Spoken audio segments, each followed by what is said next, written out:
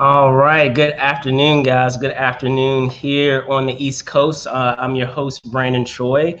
And if you've been checking out the promos for today, there is a lot of stuff going down. So hopefully you guys have been keeping track of it. I have two awesome guests that wanted to introduce to you guys. So give me a moment.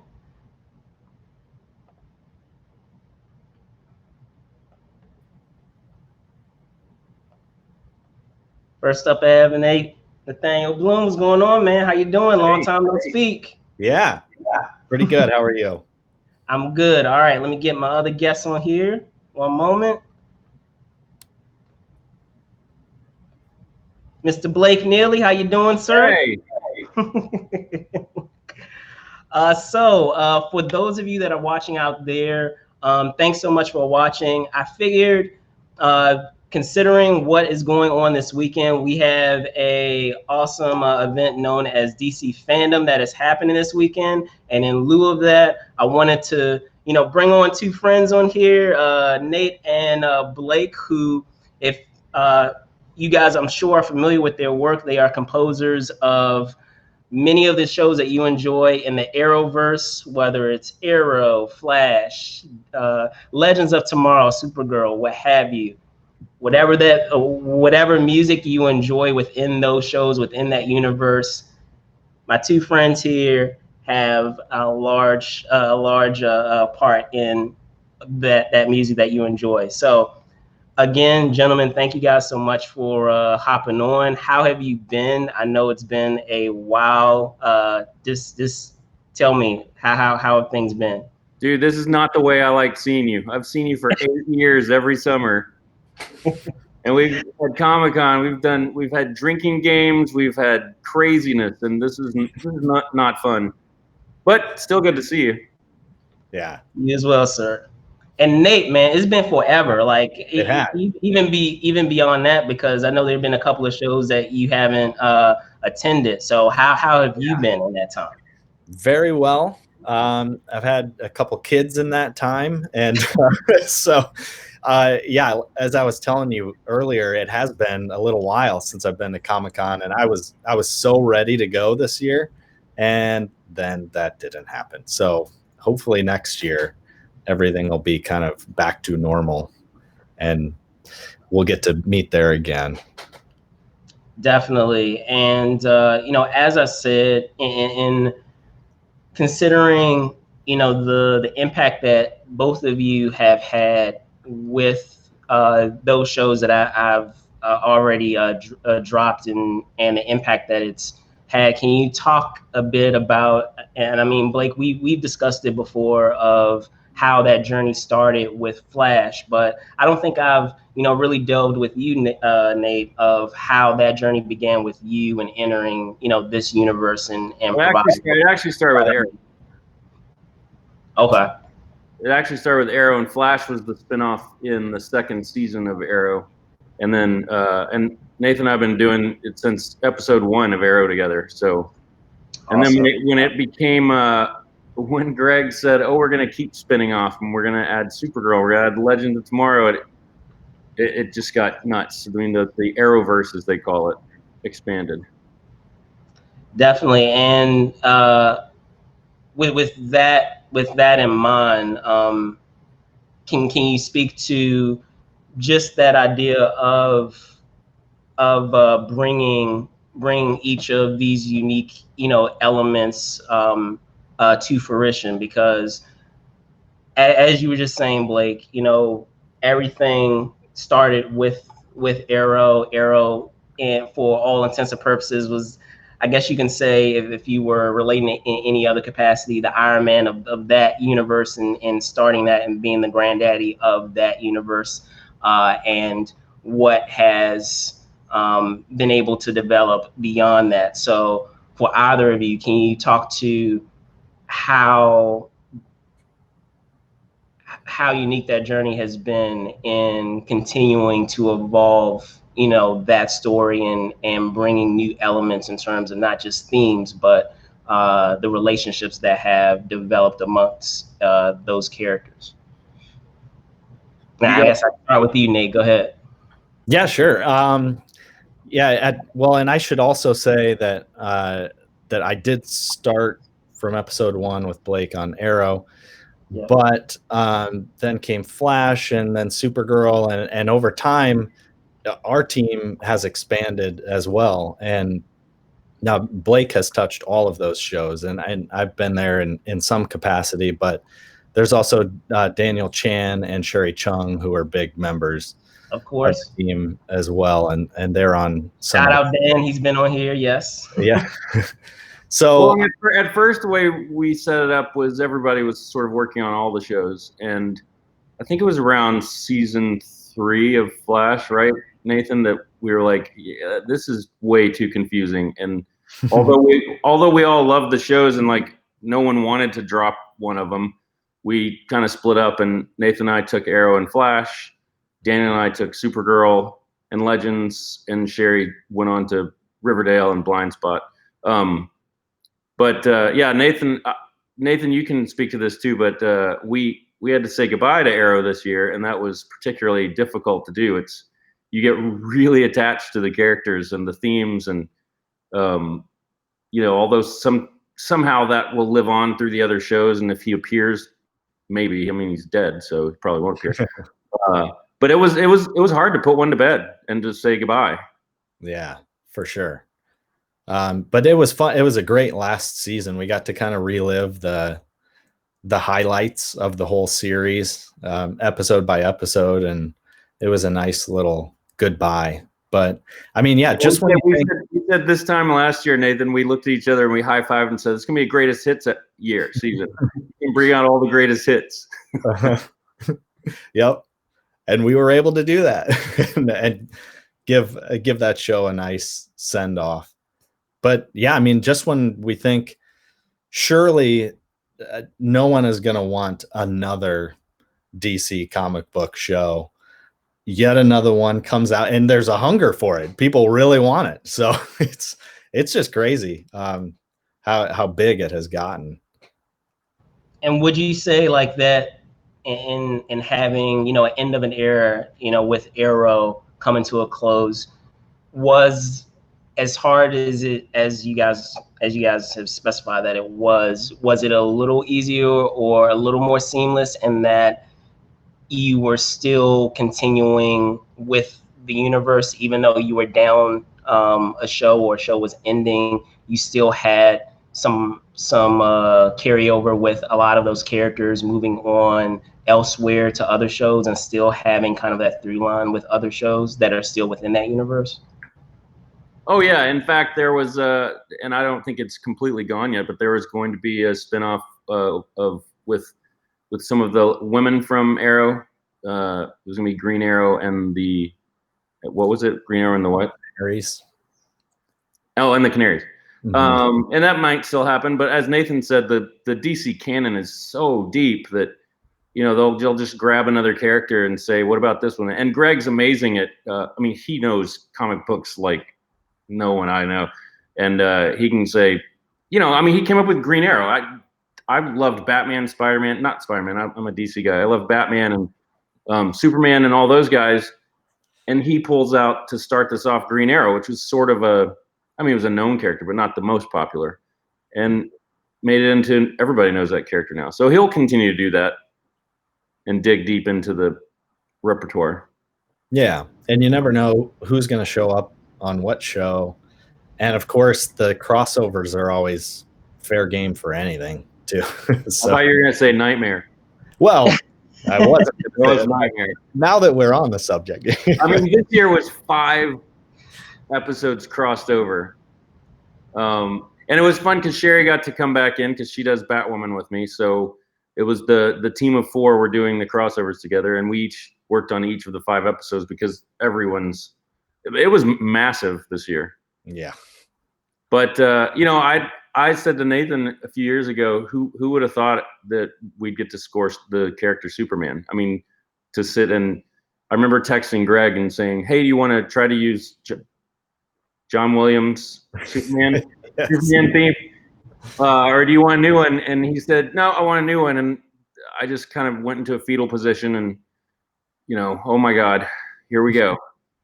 But like Nathan said, you never know who's going to show up. I mean, we got Batman, we got old Batman in the crossover, but we did get Batman this year.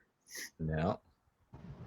Absolutely, and to speak to that further, I mean, you touched on it just now, but that luxury of being able to delegate, the workload among all these shows. Can you talk to that and how much of a kind of, I guess you could say, kind of a puzzle that can, be in navigating through that? While I'm sure it's great to, divvy up your energies to bring your talents to all the shows in that universe, could you also, each of you, speak to how much of a juggling effect it can be sometimes in terms of delegating? Okay, I'm gonna be working on this show, or I'm gonna be working on this sequence with you, but who will we have working on this, or who will we have working on this element or this upcoming season or this sequence? So can you speak to that? Well, it is a luxury to have such talented team combining and putting our heads together. And one thing that I find amazing is we also check each other. We're sort of like the Toon Police. I remember this season on Supergirl, I was writing this villain theme, and I was really happy with it. And Daniel came down and he said, "Hey, that's Captain Cold's theme. You just rewrote it again." I'm like, "Oh man, no wonder I thought it worked." Yeah. So yeah, we do that with each other. But Nathan, you can talk about the puzzle pieces that they are. Yeah, I mean, I think on each individual show, then there's the puzzle piece of. I mean, I guess at the start of each season, it is kind of where we get off on the right foot, and it might be like one of us will take the villain theme, and another will maybe.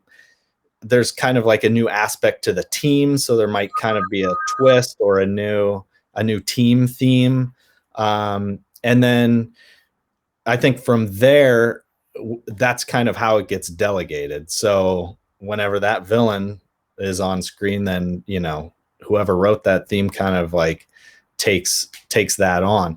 And then there might be a certain point in the season where we're like, okay, I'm really, really tired of writing. So you just take it and there was a storyline this year on The Flash, and Nathan had been taking it, and he just said one week, he goes, "Man, I don't think I have any more ideas for that storyline." I go, "Well, I'll take it. It'll be fun." And then by the second half of the season, we've got 2 different ideas going, and it just becomes it's really nice. It's like I'm just kind of tired of wearing that shirt. Right. Yeah, that's a fun aspect of it. But then, since we've brought up the crossovers before, I mean, that's where it gets really crazy, and we usually look to Blake to definitely be the quarterback there. And but it's a massive puzzle for him to put together, because you're kind of dealing with each of our individual shows that we normally work on, but then it's also spread across the board, so it gets a little complicated. And then this year, Greg and Mark wanted to use classic DC themes as well. So we had Danny Elfman's Batman, we had John Williams' Superman, we had the original Neil Hefti Batman theme, and it was just Easter eggs, sound Easter eggs all over the place. So it was like, is this my Superman theme or John's Superman theme? Is this Nathan's Batman or Danny's Batman? It's like, so you just figure it out, but it's fun. And we always, going into it, we're always like, oh my God, this is gonna be a nightmare. And we always are sad when it's over, because it's so much fun to do. I mean, you're making a movie every time they do a crossover. It's a feature length movie. Yeah. Absolutely. And, in speaking with, how expansive this universe is, and how it's continuing to evolve and how it's changing, I want to touch on another element too. As someone here on the East Coast, it's cool to have someone here from my area that is apparently now going to be taking on the mantle of Batwoman. So with that Yeah, with that being said, do you picture that you will keep the same themes that you have in place, or is it going to be something that you're going to revisit and try to make your own with the new addition that you have with that show? So Batwoman is Batwoman. Batwoman is when whoever puts that cowl on, that's Batwoman, and that's where the Batwoman theme won't change. Katie Keene was Katie Keene. What am I talking about? Kane. A whole different show. No, she had a theme, and the new will have a theme. They're sort of human, personal street identity theme. But I think once they put on the cape, you go back to the Batwoman theme. Will it be different? Of course. Will it be the same theme? Yes, but it'll be slightly different because it can't be exactly the same. But yeah, that's my take on it. Awesome stuff. Now, much like if Superman, each iteration of Superman has had pretty much the same theme. Now the difference is that's still a Clark Kent, just a different actor. This is a whole different person, so it'll be interesting. Yeah. Indeed, she's gonna be fun. Indeed. So, in speaking to, and we were talking about this off stage, but considering the environment that we're in now, I know in being in communication with you, Blake, and others in the industry that are composers, you guys have been continuing to work while others have not. So, with that in mind, can you speak to what that has looked like? Because I know, like, just to give you an example, with a lot of voice actors, they've been encouraged to create state-of-the-art studios within their home that they otherwise wouldn't have. And I know you have that luxury, more than likely have that luxury of having that already developed. However, there's still some elements that you would do if you had other folks in the room with you. So can you talk to that challenge and how that has come together, now with tools that we have with technology and other things that have still allow you to kind of circumvent that and still execute what you need to do?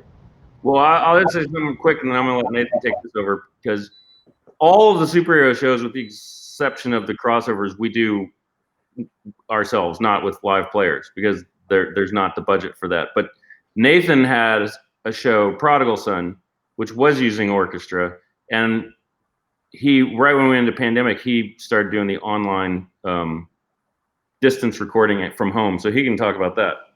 Yeah, and I mean, as you can imagine, typically that show would record 40 musicians in the room at the same time. But when we had to switch to the virtual recording, that was logistically just not possible. Not just because the number of people, but also budgetarily. We had to budget in more time for the musicians to also be their own recordists and engineers, and then they have to send the files back. So it's unfortunate that in that capacity, it kind of scaled back the musicians.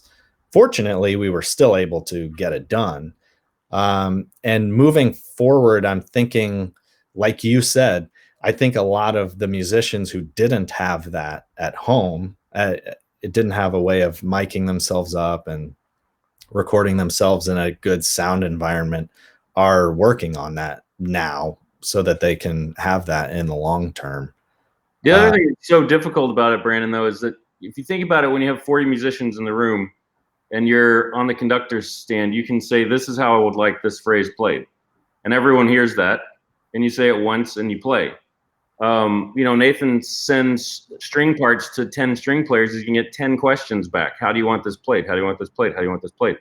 And that's all open interpretation, and they're used to hearing each other. So, violin is very subtle changes, nuanced changes that you're responding to your players next to you. So things come back and they're a little lopsided. So that creates more work for us or the engineer to just get it in line again. Yeah. But it's worth it to keep those people working. Yes, for sure. Because I'm sure there was a big panic with musicians when we went under, because we knew we could do our job from home, but I can't imagine. Yeah.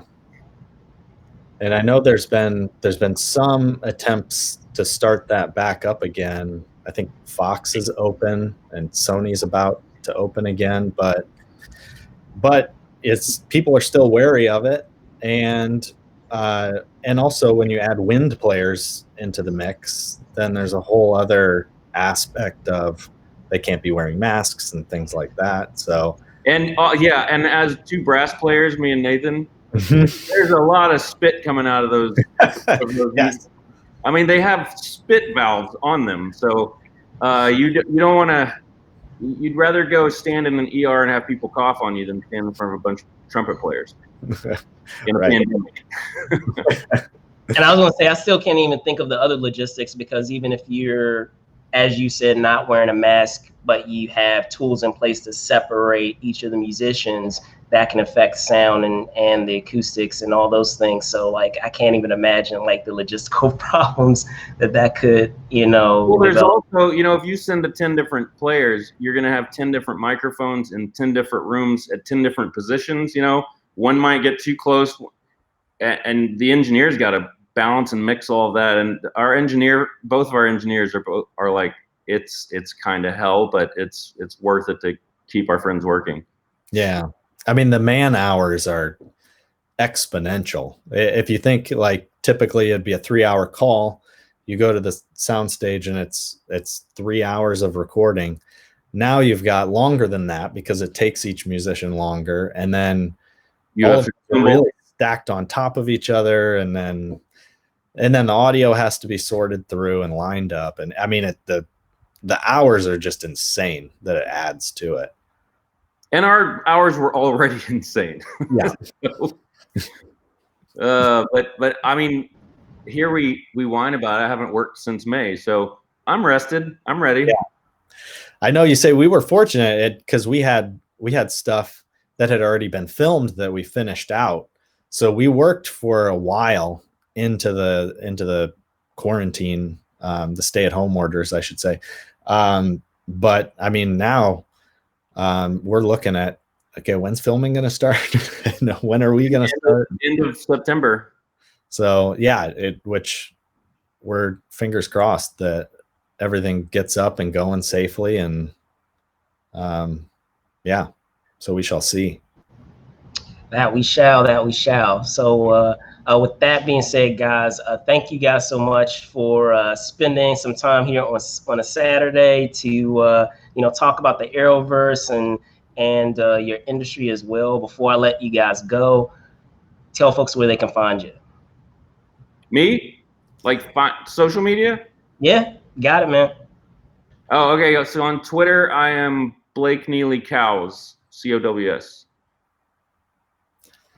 Yeah, my Twitter I think is on there. And Blume. Oh no, that's Cow on the Wall is my Twitter. Sorry. Blake Neely Cows is my Instagram.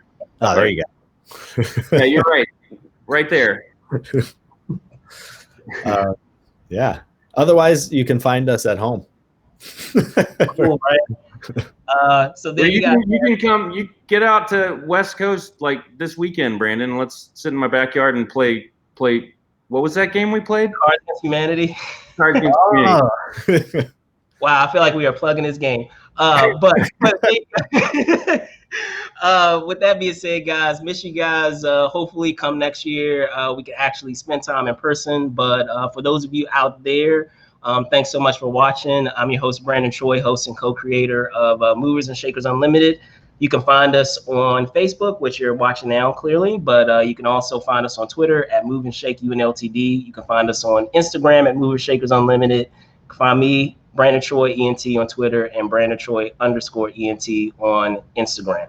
So with that being said, be safe out there. See you guys soon. Thanks, buddy. Thanks for having us. Thanks, Brandon. All right. See you. Yeah.